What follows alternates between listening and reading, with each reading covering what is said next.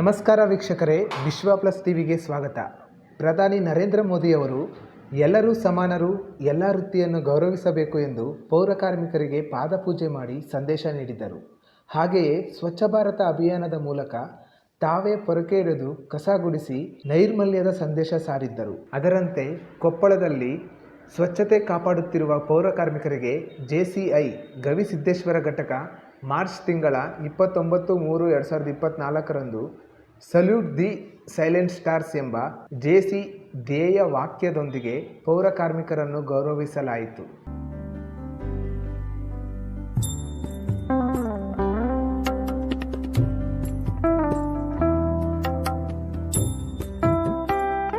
ಪೌರ ಕಾರ್ಮಿಕರಾದ ಪರಶುರಾಮ್ ಮತ್ತು ಶಿವಪ್ಪ ಅವರಿಗೆ ಸಮಾಜ ಸೇವೆ ಮತ್ತು ಸ್ವಚ್ಛತೆ ಕಾಪಾಡುವಲ್ಲಿ ಅವರ ಕೊಡುಗೆಯನ್ನು ಗುರುತಿಸಿ ಗೌರವಿಸಲಾಯಿತು. ಈ ಸಂದರ್ಭದಲ್ಲಿ JC ಅಧ್ಯಕ್ಷರಾದ ಗೀತಾ S. ಸಿಂದೋಗಿ, ನೀತಾ, ವಿನುತಾ, ಶೋಭಾ, ಶಕುಂತಲಾ, ಶಶಿಕಲಾ ಹಾಗೂ ನಿವೃತ್ತ ಅಧಿಕಾರಿಗಳಾದ ಕೃಷ್ಣಪ್ಪ ದಾಸ ಕನಕಪ್ಪನವರ, ನಗರಸಭೆ ಮಾಜಿ ಸದಸ್ಯ ಪ್ರಾಣೇಶ್ ಮಹೇಂದ್ರಕರ್, ಉದ್ಯಮಿಗಳಾದ ನಿಂಗರಾಜ್, ಶರಣಪ್ಪ ವೈ ಸಿಂದೋಗಿ ಮತ್ತು JC ಘಟಕದ ಸದಸ್ಯರು, ಪದಾಧಿಕಾರಿಗಳು ಸನ್ಮಾನಿಕರಿಗೆ ಶುಭ ಕೋರಿದರು.